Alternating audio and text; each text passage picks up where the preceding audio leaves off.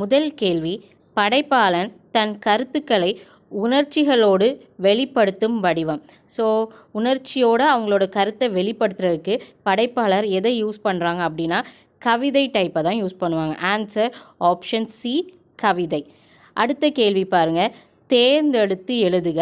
மக்கள் கவிஞர் என்று அழைக்கப்படுபவர், பகுத்தறிவு கவிராயர் என்று அழைக்கப்படுபவர் டேஸ் முறையே. ஓகே, ஸோ மக்கள் கவிஞர் அப்படின்னு நம்ம யாரை அழைப்போம் அப்படின்னா பட்டுக்கோட்டை கல்யாண சுந்தரனார். அடுத்தது பகுத்தறிவு கவிஞர் கேட்டிருக்காங்க. பகுத்தறிவு கவிராயர் அப்படின்னு யாரை அழைப்போம் அப்படின்னா உடுமலை நாராயண கவி.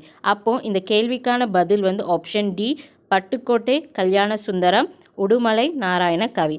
அடுத்த கேள்வி பாருங்கள், தவறான தொடரை தேர்ந்தெடு. ஓகேவா, இதில் எது தவறான தொடராக இருக்கும்னா ஆப்ஷன் பி, இந்தியாவின் முதல் பொது நூலகம் மும்பை நடுவண் நூலகம் ஆகும். இதுதான் தப்பு.